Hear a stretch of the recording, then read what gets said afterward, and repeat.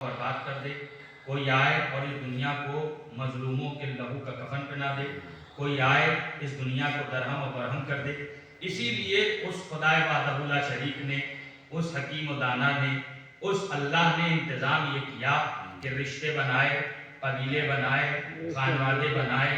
اور کیوں بنائے؟ اس لیے کہ یہ خانوادوں کی محبتیں، یہ رشتوں کی محبتیں، یہ وطن کی محبتیں، یہ قبیلوں کی محبتیں ایک دوسرے کے لیے مددگار ثابت ہوں، ایک دوسرے کے لیے طرفدار ثابت ہوں، ایک دوسرے کے لیے یہ مدد کرتے ہوئے نظر آئیں۔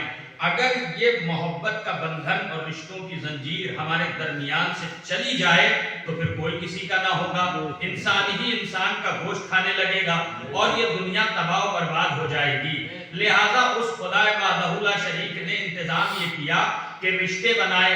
اب رشتوں میں اس نے ماں جیسا عظیم رشتہ بنایا، اس نے باپ جیسا بھی رشتہ بنایا، اس نے بھائی جیسا بھی رشتہ بنایا، اس نے پھوپھی جیسا بھی رشتہ بنایا، اس نے چچا جیسا بھی رشتہ بنایا، اس نے ماموں بھانجے جیسا رشتہ بنایا، اس نے بھتیجی اور چچا جیسا رشتہ بنایا۔ مگر عزیزان محترم، اس خدا نے یہ تمام کے تمام رشتے بنائے تھے روز اول، یعنی ماں کا رشتہ، باپ کا رشتہ، پھوپھی کا رشتہ، چچا کا رشتہ، بھتیجی کا رشتہ، بھانجی کا رشتہ، ماں کا رشتہ، یہ تمام رشتے اس خدا نے بنائے تھے روز اول۔ مگر ان تمام رشتوں میں رنگ آیا ہے کربلا پہنچ کر۔ نہیں بھائی توجہ کیجئے گا، آپ میں کچھ عرض کرنا چاہ رہا ہوں، اس لیے کہ میں نے اپنی گفتگو کا رخ بدلا ہے تھوڑا سا تاکہ کچھ آپ مجھ سے جڑ سکے۔ یہ تمام رشتے اللہ نے بنائے تھے روز اول اور ان رشتوں میں رنگ آیا ہے کربلا پہنچ کر۔ کیوں؟ اس لیے کہ اس سے پہلے بھی ماں ہوتی تھی، اس سے پہلے بھی باپ ہوتا تھا، اس سے پہلے بھی چچا ہوتا تھا، اس سے پہلے بھی بھتیجا ہوتا تھا، اس سے پہلے بھی ماموں ہوتا تھا، اس سے پہلے بھی بھانجا ہوتا تھا۔ نہیں، فقرہ کہوں، اس سے پہلے بھی چچا ہوتا تھا اور اس سے پہلے بھی بھتیجی ہوتی تھی۔ مگر کربلا پہنچ کر یہ بات ثابت ہوئی کہ اگر چچا کا رشتہ بنایا تو یہ رشتہ ہوتا کیسا ہے، یہ جناب عباس بتائیں گے۔ اگر بھتیجی کا رشتہ بنایا تو یہ رشتہ ہوتا کیسا ہے، یہ جناب سکینہ بتائیں گی۔ اگر ماموں بھانجے کا رشتہ بنایا تو یہ رشتہ ہوتا کیسا ہے، یہ کربلا میں جناب امام محمد اور جناب امام حسین بتائیں گے۔ اگر چچا بھتیجے کا رشتہ بنایا تو یہ رشتہ ہوتا کیسا ہے، یہ کربلا میں جناب قاسم بتائیں گے۔ اگر پھوپھی بھتیجے کا رشتہ بنایا تو یہ رشتہ ہوتا کیسا ہے، یہ کربلا میں جناب علی اکبر اور جناب زینب بتائیں گی۔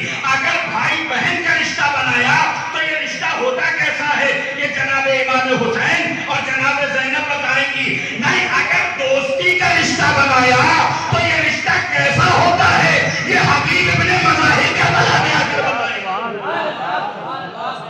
صلوات پڑھیں بر محمد و آل محمد۔ نعرے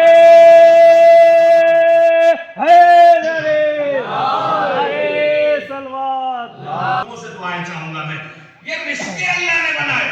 تو دیکھیں جب تک ہم اکیلے تھے، دیکھیں کائنات میں بہت سے رشتے ہیں مگر ماں بیٹے سے زیادہ نازک رشتہ کائنات میں کوئی نہیں۔ کبھی کبھی حقیقت میں باپ نافرمان بیٹے سے ناراض ہو جاتا ہے، حقیقت میں صورت نہیں دیکھنا چاہتا، لیکن ماں ایک ایسی ذات ہے کہ جو ناراضگی چاہے جتنی ظاہر کر لے لیکن اندر اندر سے اولاد کے لیے اس کے دل میں چاہت ضرور رہتی ہے۔ تو اللہ نے رشتے بنائے۔ تو جب تک ہم اکیلے تھے تب تک ہمارا مرکز زندگی کچھ بھی رہا ہو، لیکن جیسے ہی آغوش میں اولاد آئی، سلسلہ نسل قائم ہوا، اب ایک لمحہ اس بات پر صرف ہو رہا ہے کہ ایک اچھا مکان بنا لے تاکہ بچوں کے سر چھپانے کی جگہ ہو جائے، اچھا پیسہ کما لے تاکہ بچوں کو کسی کے آگے ہاتھ نہ پھیلانا پڑے۔ میں لانا چاہ رہا ہوں کہ میں نے حدیث ثقلین کی تلاوت کی ہے اور میں وہیں تک آپ کو لانے کی کوشش کر رہا ہوں۔ اگر آپ پہنچ گئے تو میں شاید اپنے مقصد میں کامیاب ہو جاؤں گا۔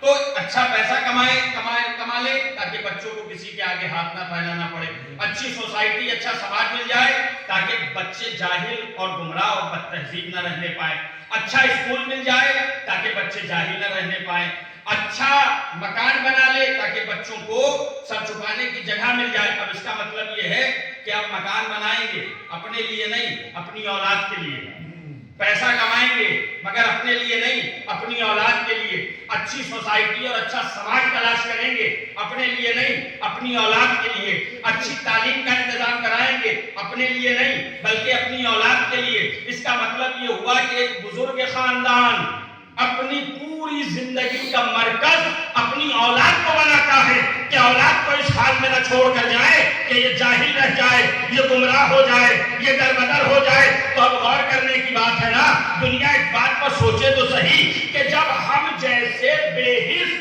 اور پست لوگ اپنے باپ کے لوگوں کے لیے اتنا سوچ رہے ہیں تو کیا پیغمبر اکرم اس دنیا سے یوں ہی چلے جائے, امت کے لیے کچھ نہ سوچ کے جائے؟ کیا پیغمبر اسلام اس دنیا سے یوں ہی چلے جائے, امت کے لیے کچھ نہ سوچے؟ دیکھیے امت نہ مانے یہ الگ کی بات ہے, لیکن پیغمبر اسلام امت کو یوں چھوڑ کے نہ جائیں گے. پیغمبر اسلام نبی کریم امت کو یوں چھوڑ کے نہ جائیں گے, کچھ نہ کچھ سوچیں گے ضرور امت کے لیے. تو کیا سوچا نبی نے؟ یہی تو سوچا جو جاتے جاتے فرمایا انی تارکن فیکم الثقلین, کتاب اللہ کی طرف والے بھائی کی, دیکھو میں تمہارے درمیان 2 گرام قدر چیزیں چھوڑے جا رہا ہوں, ایک کتاب خدا اور ایک میری طرف یعنی میرے اہل بیت. 2 چیزیں نبی نے چھوڑی. دیکھیے وہ نبی جو سراپا کرم ہی کرم ہے, وہ نبی کہ جس کے پہلو میں دھڑکنے والا دل ایسا نرم ہے کہ جو عورت کوڑا پھینک رہی ہے جب تک صحت مند رہے گی نبی جائیں گے بھی نہیں, جب بیمار پڑے گی تب عیادت کو جائیں گے, تاکہ یہ بات واضح ہو جائے کہ ہمارا مزاج کیا ہے, ہمارا رحم و کرم کیا ہے. تو وہ نبی ایسا ہو ہی نہیں سکتا. تو نبی نے سوچا کیا, 2 چیزیں چھوڑ کر گئے نبی, ایک قرآن اور ایک اہل بیت, اور پھر حکم دیا اور جب تک ان دونوں سے جڑے رہو گے گمراہ نہیں ہو سکتے. یعنی حدیث پیغمبر کے مطابق جس کسی نے بھی ان 2 میں سے کسی ایک کو چھوڑ دیا وہ گمراہ ہو گیا. بھائی توجہ کیجئے, حدیث پیغمبر کے مطابق جس کسی نے بھی ان 2 میں سے کسی ایک کو چھوڑا وہ گمراہ ہو گیا. تو یہ بتائیے نبی نے حکم پہلے تو فرمایا کہ میں تمہارے درمیان 2 گرام قدر چیزیں چھوڑے جا رہا ہوں, ایک کتاب خدا ہے اور ایک میری طرف یعنی کہ میرے اہل بیت, اور جب تک ان دونوں سے جڑے رہو گے گمراہ نہیں ہوگے. یہ نبی نے حکم دے دیا. لیکن کائنات میں نازک سے نازک رشتہ ہو, مضبوط سے مضبوط ساتھ ہو, ہر رشتے کے مقدر میں ہے دور ہونا, ہر ساتھ کے مقدر میں ہے بچھڑ جانا. بھائی قرآن اور اہل بیت کہا کہ دونوں سے جڑے رہو گے گمراہ نہیں ہوگے, لیکن ہم دونوں سے جڑے رہیں اس سے پہلے ہمیں یہ تو پتا چلے کہ یہ جن 2 ہم سفروں سے, جن 2 ساتھیوں سے نبی رشتہ جوڑے رکھنے کا حکم دے رہے ہیں ان کا ساتھ آپس میں کب تک رہے گا, ان کا ساتھ آپس میں کب تک رہے گا. میں نے عرض کیا کہ مضبوط سے مضبوط ساتھ, نازک سے نازک رشتہ ہو, ہر رشتے کے مقدر میں دور ہو جانا. بھائی کائنات کے اندر ماں بیٹے سے زیادہ کوئی نازک رشتہ ہے نہیں ہے, لیکن یہ نظام ہے قدرت کا کہ کبھی ماں اپنے جوان کو روئے گی اور کبھی جوان اپنی ماں کو کانا دیتا ہوا نظر آئے گا. تو بچھڑنا تو ہر رشتے کی تقدیر میں ہے, ہر رشتے کے مقدر میں ہے کہ وہ بچھڑے, مگر بھائی باپ سے بیٹے کا رشتہ, ماں سے اولاد کا رشتہ, چچا سے بھتیجے کا رشتہ, بھتیجے سے چچا کا رشتہ, یہ سارے رشتے ٹوٹیں گے. مگر حدیث پیغمبر کے مطابق ایک رشتہ ہے کائنات کے اندر جو ٹوٹنے والا نہیں. کون سا رشتہ؟ کا قرآن سے اہل بیت کا رشتہ اور اہل بیت سے قرآن کا رشتہ. اہل بیت کا قرآن سے رشتہ اور قرآن کا اہل بیت سے رشتہ. تو یہ دونوں ساتھ کب تک رہیں گے؟ یہ تو سمجھ میں آ گیا کہ یہ ٹوٹیں گے نہیں, لیکن کب تک ساتھ رہیں گے یا نبی اللہ کون بتائے؟ نبی نے فرمایا دیکھو حدیث آگے پڑھو, میں نے یہ بھی بتا دیا کہ یہ دونوں ساتھ کب تک رہیں گے یا کب تک نہیں رہیں گے. اب جو حدیث آگے پڑھی تو ارشاد ہوا وَإِنَّهُمَا لَن يَفْتَرِقَا حَتَّى يَرِدَا عَلَيَّ الْحَوْض. دیکھو قرآن اور اہل بیت میں ہرگز جدائی نہیں ہو سکتی حتیٰ کہ یہ مجھ سے حوض کوثر پر ملاقات کریں گے. توجہ کیجئے گا, میں مرحلے پہ آ گیا. یہ دونوں مجھ سے حوض کوثر پر ملاقات کریں گے. بھائی یہ تو نبی نے دعویٰ کیا کہ قرآن اور اہل بیت میں جدائی نہیں ہوگی اور مجھ سے حوض کوثر پر ملاقات کریں گے, مگر ہر دعوت چاہتا ہے دلیل. دعویٰ دلیل کے بغیر رد کر دیا جاتا ہے. یہ تو دعویٰ ہے نبی کا کہ قرآن اور اہل بیت جدا نہیں ہوں گے. دلیل کیا ہے؟ یاد رکھیے گا تاریخ آدم و عالم میں اب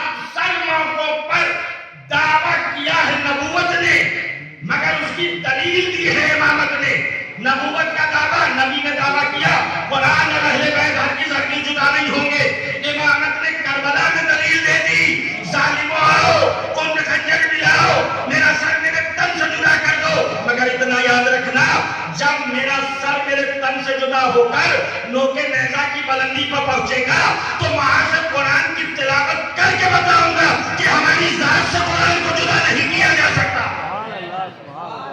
صلوات پڑھیں بر محمد سونے والی نہیں سننے والی صلوات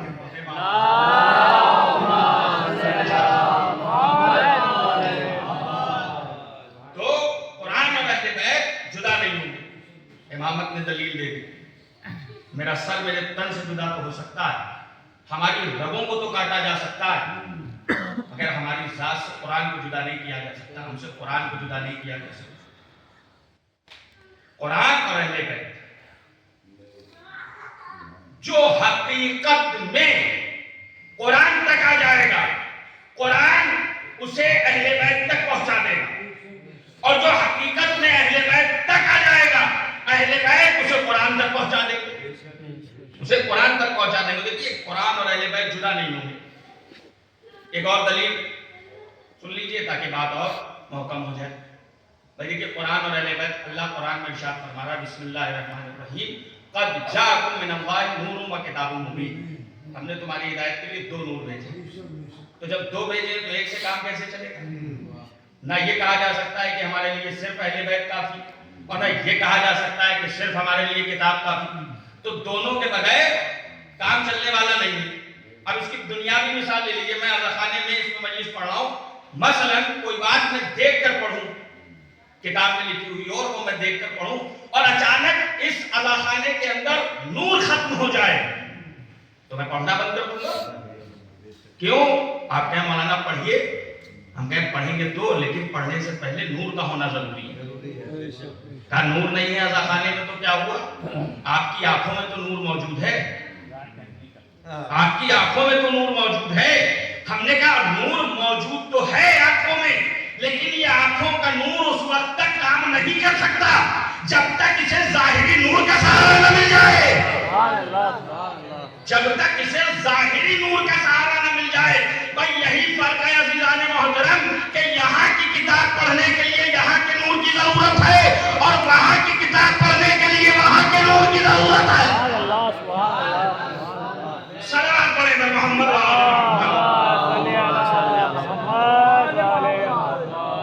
یہاں کی کتاب پڑھنے کے لیے یہاں کے نور کی ضرورت, وہاں کی کتاب پڑھنے کے لیے وہاں کے نور کی ضرورت. اور امام حسین نے تلاوت قرآن کر کے بتایا. دنیا آل محمد سے مقابلہ کر رہی ہے اور برابری چاہتی ہے کہ آل محمد کے برابر ہیں, مقابلہ کیا جا رہا ہے. امت اور اہل بیت کا کوئی مقابلہ ہو ہی نہیں سکتا. حسین اور امت کا مقابلہ ہی نہیں ہو سکتا. اس لیے حسین اس ذات کا نام ہے کہ جس نے شیر بطول پیا ہے, جس نے شیر بطول پیا ہے, جس کی رگوں میں خون علی ابن ابی طالب ہے, وہ حسین. اللہ اکبر. حسین کی منزلت کیا ہے, آقا حسین کا مقام کیا ہے؟ دیکھیے امت میں اور اہل بیت میں فرق, امت اور ہے, اہل بیت اور ہے. جو اپنی گونگی زبان کو گویائی دینے کے لیے قرآن پڑھتا ہے اسے امت کہتے ہیں, اور جو قرآن کو زبان دینے کے لیے قرآن پڑھتا ہے اسے حسین کہا جاتا ہے. جو قرآن کو زبان دینے کے لیے قرآن پڑھے, امت قرآن پڑھتی ہے تو امت کا فائدہ ہوتا ہے, مگر جب اہل بیت قرآن پڑھتے ہیں تو قرآن کا فائدہ ہوتا ہے. ہم قرآن پڑھتے ہیں, امت قرآن پڑھتی ہے تو امت کا مسلمان ہونا ثابت ہوتا ہے, مگر جب اہل بیت قرآن پڑھتے ہیں تو قرآن کا اللہ کا کلام ہونا ثابت ہوتا ہے. یہ فرق ہے امت میں اور اہل بیت میں. امت اور اہل بیت کا مقابلہ نہیں کیا جا سکتا, سب برابر ہے. کیسے سب برابر ہے؟ بھائی یہ نظریہ, یہ فکر, یہ سوچ قرآن سے ٹکراتی ہوئی نظر آ رہی ہے. اس لیے کہ قرآن کے مطابق دن دن برابر نہیں, رات رات برابر نہیں, زمین زمین برابر نہیں, مکان مکان برابر نہیں, مہینہ مہینہ برابر نہیں. تو آپ کیسے کہہ سکتے ہیں کہ سب برابر ہے؟ ایک تو وہ ہیں کہ جن کا تذکرہ قرآن کر رہا ہے, اور ایک وہ ہیں کہ جو حیوان کی پستی سے بھی نیچے گرے ہوئے ہیں. تو وہ دونوں برابر کیسے ہو سکتے ہیں؟ بھائی دن دن برابر نہیں, رات رات برابر نہیں, زمین زمین برابر نہیں, مکان مکان برابر نہیں, تو سب برابر کیسے ہو سکتے ہیں؟ آپ اسی دنیا کے اندر دیکھ لیجئے, اسی دنیا کے اندر ایک ملا کا گھر بھی ہے, ایک اللہ کا گھر بھی ہے. کیا دونوں برابر ہیں؟ ہرگز نہیں ہو سکتے. اسی دنیا کے اندر تمام زمینیں، لیکن مکہ مکرمہ جسے ام القریٰ کہا جاتا ہے کہ تمام زمینوں کی برابری کا نہیں، اس کا مرتبہ الگ ہے۔ اسی دنیا کے اندر 12 مہینوں میں ایک مہینہ ایسا آتا ہے کہ جسے شہر اللہ کہا جاتا ہے، اللہ کا مہینہ۔ ہاں بھائی، اگر یہ اللہ کا مہینہ ہے تو 11 مہینے کس کے؟ کہ نہیں، وہ بھی اللہ ہی کے مہینے ہیں، مگر فضیلت کے لحاظ سے یہ مہینہ زیادہ بلند ہے۔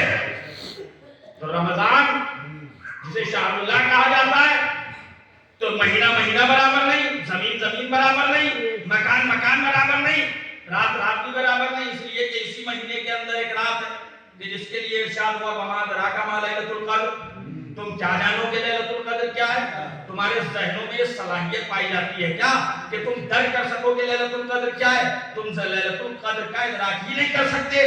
اسی تمام دنوں کے اندر ایک دن ہے جو غدیر کا دن ہے۔ کیا باقی دن غدیر کا مقابلہ کر سکتے ہیں؟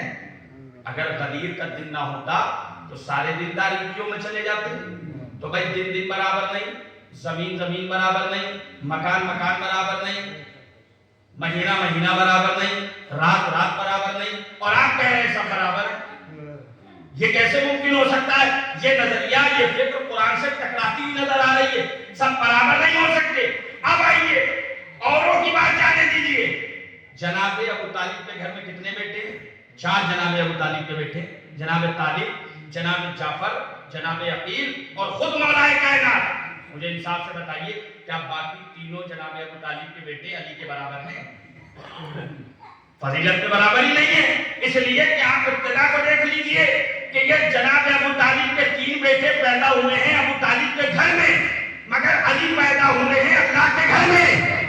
بھائی توجہ کیجئے گا، علی پیدا ہوئے اللہ کے گھر میں، اور باقی جناب ابو طالب کے 3 بیٹے پیدا ہوئے ہیں ابو جناب ابو طالب کے گھر میں۔ تو مجھے جملہ کہنے کی اجازت دیجئے نا کہ جب ابو طالب کے گھر میں پیدا ہونے والے علی کے برابر نہیں آ سکتے تو پھر مکے کے چوراہوں پر پیدا ہونے والے علی کی برابری کیا کریں گے؟ صلوات پڑھیں پر محمد والے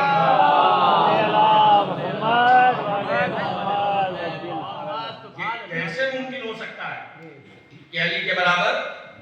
اور ہم تو اپنے آقا و مولا کی فضیلت بیان کرتے ہیں، اپنے آقا کی فضیلت بیان کرتے ہیں۔ اگر کسی کو برا لگتا ہے تو اس کے ذمہ دار ہم نہیں ہیں، اس لیے کہ آپ نے جن کے دامن کو تھاما ہے وہ ان کے دامن کو تھام کر آپ نے غلطی کی، اس لیے کہ آپ ایسے کے دامن سے کیوں متمسک ہیں، ایسے کے در سے کیوں متمسک ہیں کہ جس کے اندر تمام برائیاں پائی جاتی ہیں۔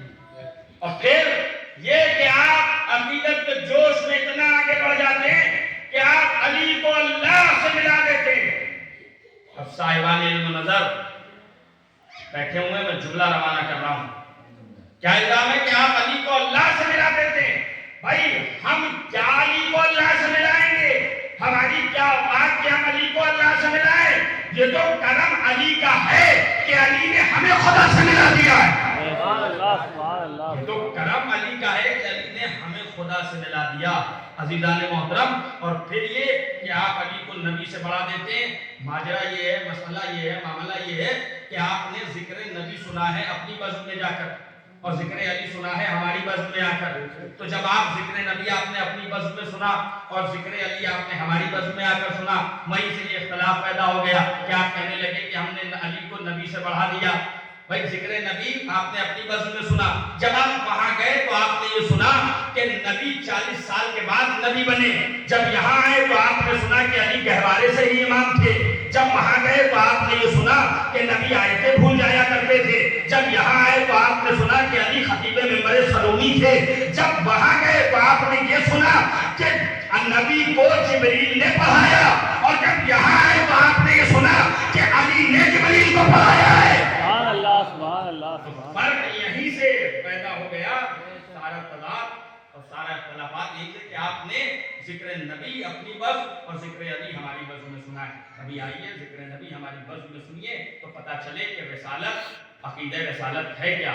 ایک مفہوم کامل کا نام رسالت ہے، مفہوم ناقص کا نام رسالت نہیں ہے۔ تو عزیزان محترم، آپ غور کیجئے اس مراحل پر کہ آل محمد کی عظمت اور فضیلت کیا ہے، اور اس کے بعد ایک صلوات پڑھنے کا محمد اللہم صلی علی محمد و آل محمد۔ دیکھیے عنوان ہے مجلس کا شہزادی کونین کے حوالے سے، لیکن میں نے تھوڑا سا وہ بدلا، لیکن کچھ باتیں شہزادی کے حوالے سے بھی عرض کر دی۔ آل محمد، اہل بیت اور قرآن کے حوالے سے گفتگو ہے، تو ظاہر سی بات ہے کہ جب اہل بیت کا ذکر ہوگا تو شہزادی کا ذکر ہوگا۔ تو آپ دیکھیے ہر دور میں، ہر زمانے میں یہ کوشش اور یہ کاوش رہی ہو کہ کسی طرح سے آل محمد کی فضیلت کو، آل محمد کے مناقب اور قصائد کو ان کے چاہنے والوں تک جانے سے روکا جائے، ان تک یہ فضیلتیں نہ پہنچنے پائیں، اور انہوں نے قید خانے میں اماموں کو رکھا۔ لیکن آپ دیکھیے علی کی دشمنی کا سب سے پہلا سائیڈ افیکٹ جو ہوتا ہے وہ یہ کہ انسان بدعقل ہو جاتا ہے۔ انہیں یہ نہیں معلوم، یہ سوچ رہے تھے کہ قید خانے میں اگر ہم اماموں کو رکھیں گے تو ان کی فضیلتیں، ان کے مناقب، ان کے چاہنے والوں تک نہیں پہنچ پائیں گی۔ لیکن انہیں عقل کے اندھوں کو یہ نہیں معلوم کہ جن کے جد کی آمد کو دیوار کعبہ نہ روک پائی ہو، ان کی اولادوں کے فضائل کو یہ قید خانے کی دیواریں کیا روکیں۔ اسی طرح سے ہر دور میں یہ کوشش ہوتی رہی کہ آل محمد کی فضیلت کو ان کے چاہنے والوں تک نہ جانے دیا جائے، اور کسی طرح سے آل محمد کو معاذ اللہ مقصود ثابت کر دیا جائے۔ لیکن آپ دیکھیے علم کا تو امتیاز بھی یہ ہے کہ جب علم ہوتا ہے تو بڑی سے بڑی باطل طاقتیں بھی آپ کے سامنے گھٹنے ٹیکتی ہوئی نظر آتی ہیں۔ اسی لیے جناب امیر المومنین نے نہج البلاغہ میں جناب کمیل ابن زیاد نخعی سے فرمایا، اے کمیل، مال والوں کے پیچھے نہ جانا، اہل علم کی پیروی کرنا۔ مال والوں کے پیچھے نہ جانا، اہل علم کی پیروی کرنا۔ کیوں؟ اسباب بہت سے بیان کیے مولا نے، لیکن ایک سبب جو بیان کرنا مقصود ہے وہ آپ سننے چلیے۔ مولا فرما رہے کمیل، مال والوں کے پیچھے نہ جانا، اہل علم کی پیروی کرنا۔ کیوں؟ کہ اس لیے کہ کمیل، مال اگر آنکھ بند کر کے حاصل کیا گیا، کمیل مال اگر ناجائز طریقے سے حاصل کیا گیا تو کمیل جان لو مال انسان کو زندگی میں رسوا کر دیتا، مگر علم مرنے کے بعد بھی زندہ رکھتا ہے۔ علم مرنے کے بعد بھی زندہ رکھتا ہے۔ علم کا تو امتیاز ہی ہے۔ اور غور کیجیے، لوگ بیٹھے ہوئے ہیں، جناب امیر بھی موجود ہیں، ایک اٹھنے کے بعد اس نے سوال کیا، مولا یہ بتائیے کہ علم افضل ہے کہ مال؟ تو امام نے فرمایا کہ علم افضل ہے۔ مولا دلیل کیا ہے؟ کیسے آپ کہہ سکتے ہیں کہ علم افضل ہے؟ امام نے فرمایا یاد رکھو، مال خرچ کرنے سے کم ہوتا ہے، علم خرچ کرنے سے بڑھتا چلا جاتا ہے۔ سبحان اللہ، سبحان اللہ، سبحان اللہ۔ مال خرچ کرنے سے کم ہوتا ہے، علم خرچ کرنے سے بڑھتا ہے، بانٹنے سے بڑھتا ہے۔ پھر ایک دوسرا کہا ہوا، مولا علم افضل ہے کہ مال؟ تو پہلے والے نے آستین کا کونا پکڑ کے کھینچا، یہی تو سوال ابھی میں نے کیا تھا، یہی جواب ملے گا۔ لیکن اس عقل کے اندھے کو یہ نہیں پتا کہ علم کل سے بات کر رہے ہیں، یہ علم کل سے بات کر رہے ہیں۔ امام اس نے جیسے ہی پوچھا، امام نے فرمایا علم افضل ہے۔ مولا کیسے؟ اب یہ تو ناقص عقلیں، یہ تو وہیں تک محدود ہے نا۔ امام نے جیسے ہی امام سے پوچھا گیا مولا کیسے علم افضل ہے، امام نے فرمایا یاد رکھو مال کی حفاظت تمہیں کرنی پڑتی ہے، مگر علم تمہاری حفاظت کرتا ہے۔ مال کی حفاظت تم کرو گے مگر علم تمہاری حفاظت کرتا ہوا نظر آئے گا۔ یہی، اور پھر شہزادی کونین، علم وہ علم ہے شہزادی کونین کا۔ کیا علم ہے؟ کہ روایت ملتی ہے کہ شہزادی کونین خود ایک مقام پر فرماتی ہیں کہ اللہ نے قرآن مجید کے ہر لفظ کے 70,000 معنی رکھے ہیں، اور الحمدللہ اللہ کی یہ قدیر ہر لفظ کے ہر معنی کو جانتی ہے، ہر لفظ کے ہر معنی کو جانتی ہے۔ اب میں مجھے جملہ کہنے کی اجازت دیجئے، بی بی کا علم کیا ہے کہ قرآن مجید کے ہر لفظ کے 70,000 معنی کی جو عالمہ ہو اسے فاطمہ الزہرا کہا جاتا ہے، اسے فاطمہ الزہرا کہا جاتا ہے۔ تو پھر اب آگے بڑھ کے میں جملہ یہ کہنا چاہتا ہوں، جب بی بی کا علم یہ ہے تو شوہر بھی تو ایسا ہونا چاہیے نا کہ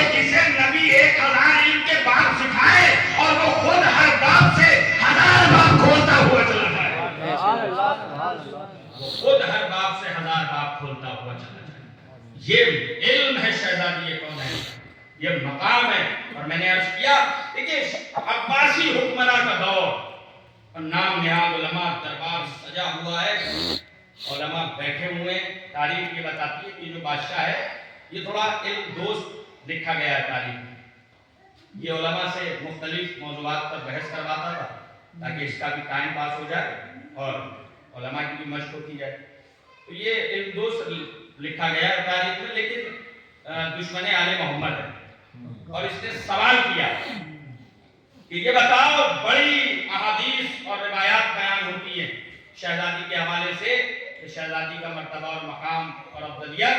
आज ये मुझे उलमा बताएंगे दलील के साथ कि बीबी मरियम और बीबी ज़हरा में अफजल कौन है और मफजूल कौन, इनमें अफजल कौन और मफजूल कौन।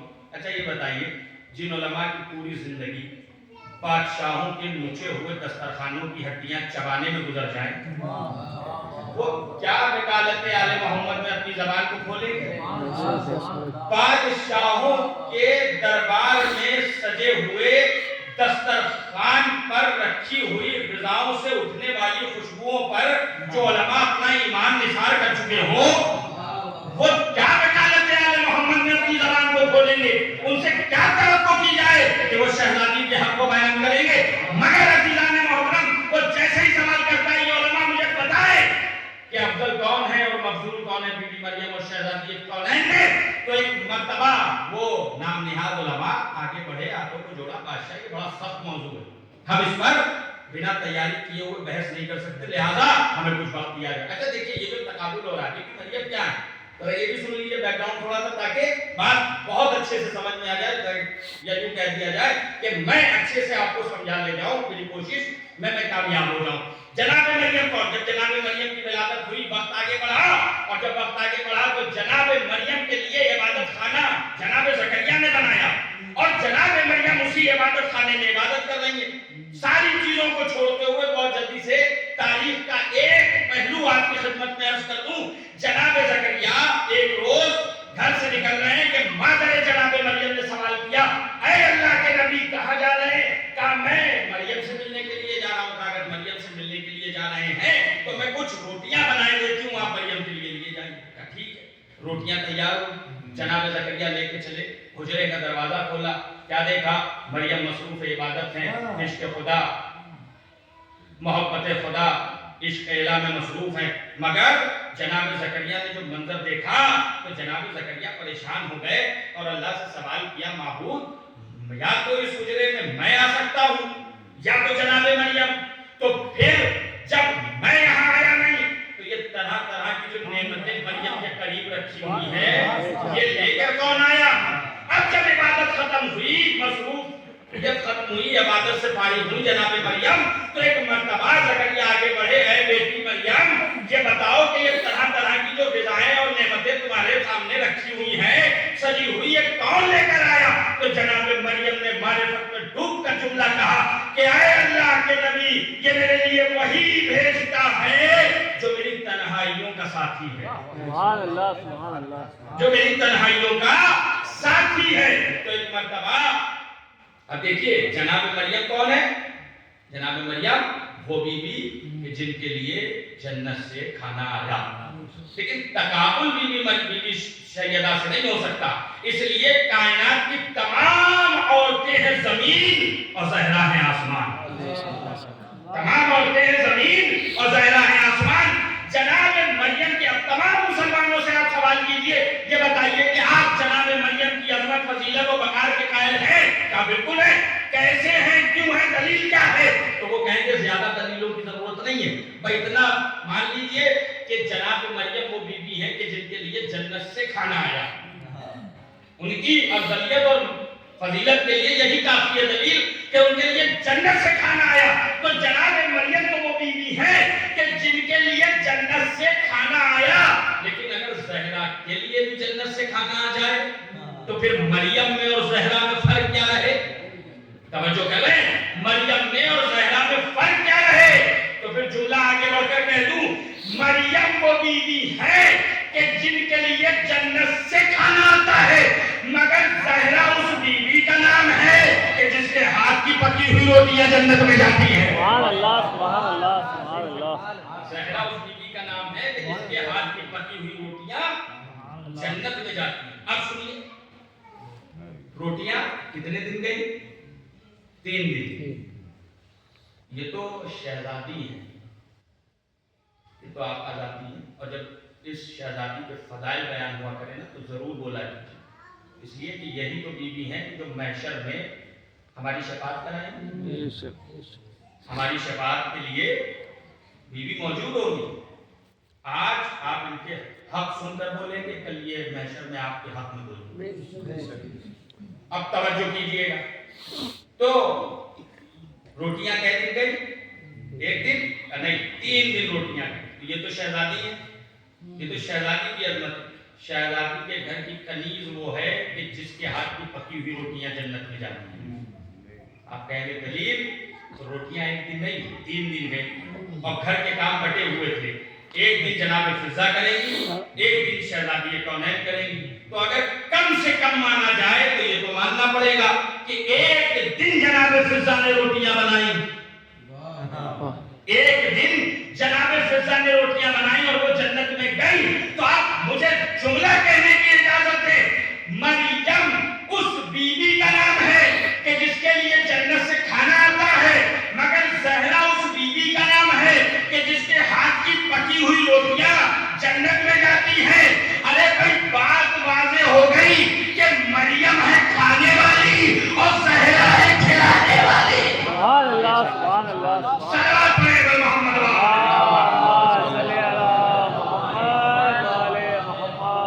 जनाब मरियम का कौन अफजल और कौन मकबूल। दूसरा दिन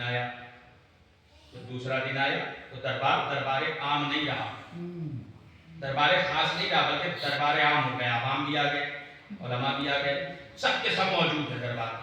हाँ भाई, क्या आप दलीलें लेकर आए? कहा बादशाह, हमने रात भर तैयारी की तो चंद दलीलें लेकर आ सकते। अब बताओ अफजल कौन है और मफजूल कौन है? अब एक मर्तबा वो खड़े हुए, उलमा खड़े होने के बाद कहा कि बादशाह बताओ अफजल कौन और मफजूल कौन है? का बीबी मरियम अफजल है। दलील? का बीबी मरियम अफजल है इसलिए कि बीबी मरियम के लिए अल्लाह ने कुरान मजीद के अंदर इन्नल्लाह अस्तफाके व तहारके का लफ्ज इस्तेमाल किया, तहारके का लफ्ज इस्तेमाल किया। अच्छा, फिर दूसरी दलील क्या देते हैं? का दूसरी दलील ये है कि बीबी मरियम अफजल है। उसकी दलील ये है कि बीबी मरियम के लिए कुरान मजीद में सूरा नाज़िल हुआ कि जिसका नाम है सूरह मरियम। सूरह मरियम इतना सुनना था कि ये बात सरकारी एतबार से तारीख में लिखी जाने वाली थी, मगर उसी दरबार में अली के दस्तरखान का नमकखार मौजूद था। वो खड़ा हुआ और कहा बादशाह, ये तेरे नाम निहाद उलमा तुझे वही बताएंगे जिससे इन्हें तेरी खुशनुदी हासिल हो जाए। लिहाजा बादशाह ये क्या बता पाएंगे कि मरियम और ज़हरा में अफजल कौन और मफजूल कौन है? अच्छा, ये जो अफजल बता रहे हैं जनाब मरियम को, ये मोहब्बत मरियम में नहीं बता रहे हैं, अदावत ज़हरा में बता रहे हैं। अदावत ज़हरा में बता रहे हैं, इसलिए कि जो सरकार की बेटी का ना हुआ वो इमरान की बेटी का क्या होगा? जो सरकार की बेटी का नहीं हो सकता, वो जो इमरान सरकार की बेटी का नहीं, वो इमरान की बेटी का क्या होगा? तो एक मर्तबा खड़ा हुआ और खड़े होने के बाद कहा ये दलीलें गलत दे रहे हैं। बादशाह ने तलवार को खींचा, कहा अगर तू दलील ना दे सका तो इसी दरबार में तेरा खून बहा दूंगा। इससे बड़े मेरे लिए, इससे ज्यादा फख्र की बात मेरे लिए कुछ नहीं हो सकती। इस दरबार में मेरा खून बहा दिया जाए वकालत आले मोहम्मद में बोलने से, मेरे लिए इससे बड़ा फख्र नहीं। का बता दलील दे। का बादशाह, ये तेरे नाम नियाज़ उलमा तुझे दलील देते हैं, बताते हैं कि मरियम के लिए तहारके का लफ्ज कुरान में इस्तेमाल हुआ है, बीबी शहजादी कौनैन के लिए ऐसे लफ्ज का इस्तेमाल अल्लाह ने नहीं किया, तारत का ऐलान नहीं किया। तो बादशाह ये शायद भूल गए और इनकी नजर नहीं पड़ी कि मरियम के लिए 1 मर्तबा तहारत का ऐलान हुआ है, मगर ज़हरा के लिए 2 मर्तबा तहारत का ऐलान हुआ है। ये ताहिरकुम ये पहला ऐलान है और ततहीरा ये दूसरा ऐलान है। ये ताहिरकुम ये पहला और ततहीरा ये दूसरा ऐलान है। بادشاہ یہ کہتے ہیں کہ بی بی مریم کے لیے سورہ نازل ہوا سورہ مریم، لیکن شاید بھول گئے کہ بی بی مریم کے لیے ایک سورہ نازل ہوا ہے، مگر زہرا کے لیے دو سورے نازل ہوئے، ایک سورہ حلقہ ہے اور ایک سورہ کوثر ہے۔ بادشاہ سن، یہ کہتے ہیں کہ بی بی مریم افضل ہے، مگر میں کہتا ہوں بی بی شہزادی کونین افضل ہے۔ کیوں؟ اس لیے کہ مریم کا ایک بیٹا معصوم، زہرا کے 11 بیٹے معصوم ہیں۔ سبحان اللہ سبحان اللہ زہرا کے 11 بیٹے معصوم ہیں۔ اے بادشاہ، شہادت ایک منصب، ایک درجہ، ایک عہدہ ہے، لیکن مریم کے بیٹے کو یہ درجہ نہیں ملا۔ زہرا کے گھرانے میں آخر کو چھوڑ کر جتنے ہیں سب اس منصب شہادت پر فائز ہیں، سب اس منصب شہادت پر فائز ہیں۔ اور اے بادشاہ سن، جب مریم اپنی پرائیویٹ لائف میں ہوتی ہے کہ جہاں پر رشتوں کو بھی جانے کی اجازت نہیں ہے، حالانکہ ماں نہیں جا سکتی، وہاں فرشتہ آتا ہے بشارت دینے کے لیے، اجازت نہیں لیتا، مریم گھبرا جاتی ہے تو بتاتا ہے فرشتہ یہ مریم ہے کہ فرشتہ آتا ہے تو اجازت نہیں لیتا، لیکن زہرا چادر کے نیچے علی بھی موجود ہے، حسنین بھی ہے، رسول بھی ہے، حیثیت نہیں کہ بغیر اجازت فرشتہ داخلے کسا ہو جائے، سبحان اللہ سبحان اللہ بغیر اجازت فرشتہ داخلے کسا ہو جائے، یہ جرأت نہیں ہے فرشتے۔ اے بادشاہ سن، میں اپنی بات کو ختم کرتا ہوں، اس کے بعد چاہے تجھے قتل کر دے یا زندہ رہنے دے، لیکن وہ وقت دور نہیں ہے، تو بھی دیکھ لینا، ہم بھی دیکھ رہے ہیں، تو بھی انتظار کر اور ہم بھی انتظار کر رہے ہیں، وہ وقت دور نہیں ہے کہ جب آسمان سے مریم کا بیٹا اترے گا اور غیبت سے زہرا کا بیٹا نکلے گا، وہ وقت دور نہیں ہے، تو خود دیکھ لینا کہ مریم کا بیٹا پیچھے کھڑے ہو کر نماز پڑھے گا، زہرا کا بیٹا آگے کھڑے ہو کر نماز پڑھائے گا۔ سبحان اللہ صلوات پڑھے گا محمد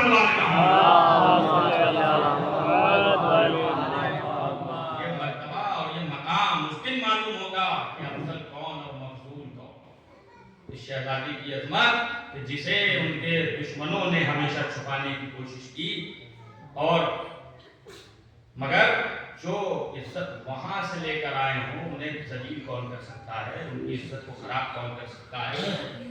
اسی لیے کہا جاتا ہے کہ دنیا کی دی ہوئی عزت کو معیار نہ بنانا، اس لیے کہ دنیا کا مزاج یہ ہے کہ آج سر پر بٹھاتی ہے کل زمین پر پٹک دیتی ہے، بے شک آج سر پر بٹھائے گی کل زمین پر پٹک دے گی، لیکن جو وہاں سے عزت لے کر آتا ہے، جو وہاں سے عزت اللہ کی بارگاہ سے عزت لے کر آتا ہے، تو پھر اس کے لیے کوششیں ہوتی رہتی ہیں، قلم خریدے گئے، کاغذ خریدے گئے، راوی خریدے گئے، محدث خریدے گئے، 70,000 منبر نما بلندیوں سے اس کے خلاف الفاظ استعمال کیے گئے، بد الفاظ استعمال کیے گئے، لیکن وہ میرا مولا جناب امیر کل بھی عظمتوں کا کعبہ تھا اور آج بھی عظمتوں کا قبلہ ہے، کل بھی عظمتوں کا کعبہ اور آج بھی عظمتوں کا قبلہ ہے۔ عزیزان محترم، آپ غور کریں، پھر دنیا سوال یہ کرتی ہے کہ آپ روتے کیوں ہیں، گریا کیوں کرتے ہو؟ آؤ تو ہم بتائیں کہ ہم گریا کیوں کرتے ہیں۔ اس لیے کہ جس دروازے پر رسول سلام کرتے ہوں، جس دروازے پر فرشتے آ کر سلامی دیتے ہوں، اسی دروازے کو تم نے آگ لگائی، اسی دروازے کو ظالموں نے جلایا۔ میں یہ نہیں کہوں گا کہ آپ روئیے، آواز بلند کیجیے، نہیں، سیدوں کی بستی ہے، سیدہ کے مسائل سننے کی ضرورت نہیں ہے، بآج کو رونے کی ایک جملہ ہی کافی ہے کہ سیدہ کی پسلیاں ٹوٹی ہیں۔ خدا آپ کی آوازوں پر رحمت نازل کرے، کوئی غم نہ دے سوائے ہمیں مظلوم کربلا۔ جانتے ہیں ایک جملہ میں جو کہنے کی اجازت دیجیے، جب خیبر فتح ہوا تو ایک مرتبہ جناب امیر گھر تشریف لائے، نگاہیں چھپی ہوئی ہیں، جناب زہرا نے خوش ہو کر استقبال کیا اور آگے بڑھ کے کہا، علی آج تو بڑا مال غنیمت ہاتھ آیا ہوگا، بڑا مال غنیمت بٹائے، میں نے سنا ہے آپ کے حصے میں کیا آیا؟ علی کی نظریں جھکی ہوئی ہیں، کہا اے فاطمہ مال غنیمت ملا تو تھا، مگر راستے میں کچھ یتیم نظر آ گئے، میں نے انہیں دے دیا، راستے میں کچھ कुछ यतीम नजर आ गए, पर इतना सुनना था कि शहजादी ने सजदे शुक्र में अपनी पेशानी को रख दिया। माबूद तेरा शुक्र है कि तूने ऐसा शौहर अता किया है।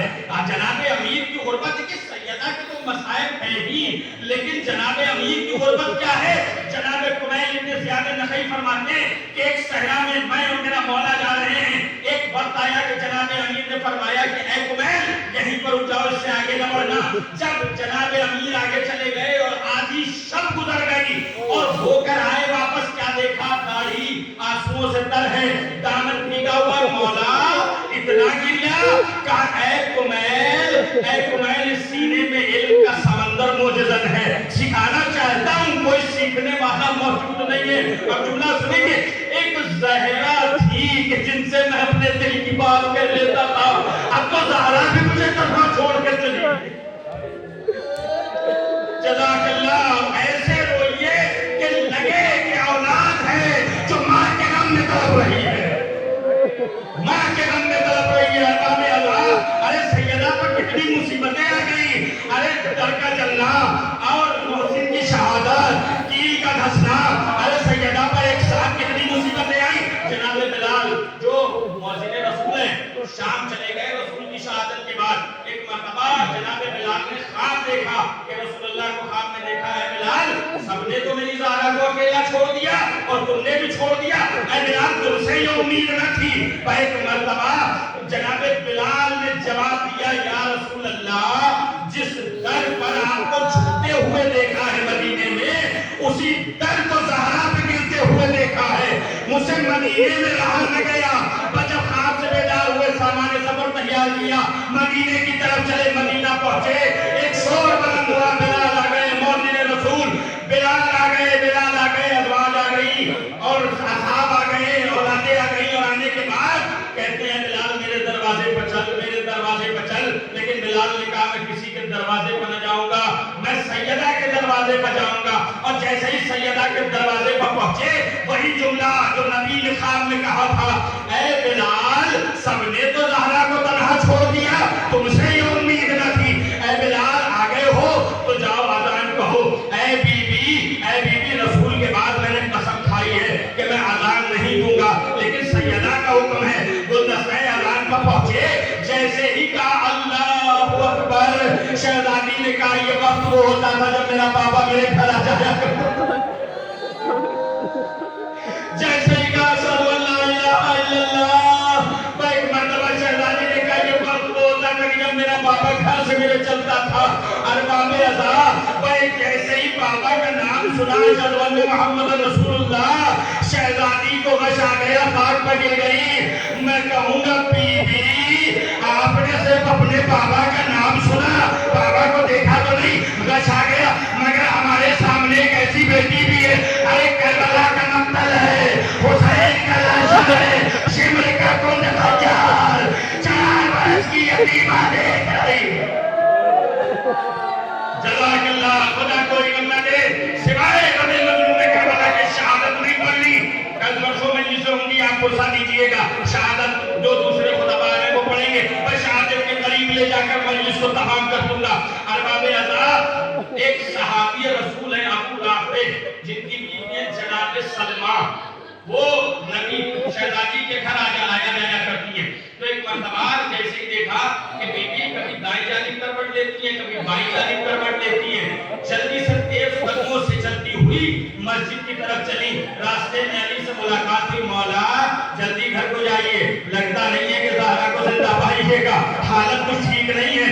एक मर्तबा जैसे ही अली तेज कदमों के साथ बैठे शरफ में आए, तो एक मर्तबा जनाब अमीर ने देखा कि ज़हरा अपने बिस्तर पर है, बहुत मोहब्बत के साथ जनाब अमीर ने ज़हरा के सर को उठाकर अपने दानों पर रखा और आवाज दी, बिन्ते रसूल।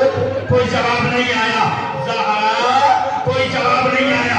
एक मर्तबा का फातिमा तुम्हें अली बुला रहा है, बस नाम अली सुना, आंखों को खोल दिया, अली आप आ गए, बस आप ही का इंतजार था। अली मुझे आपसे कुछ कहना है, कहिए बीबी। अली मुझे हौसला आप दीजिएगा, मुझे कफन आप पहनाइएगा, मुझे हुनूत आप कीजिएगा, मेरे जनाजे को रात की तारीकी में दफन कीजिएगा। अली मदीने वालों को मेरे जनाजे में शरीक ना होने दीजिएगा। ऐ अली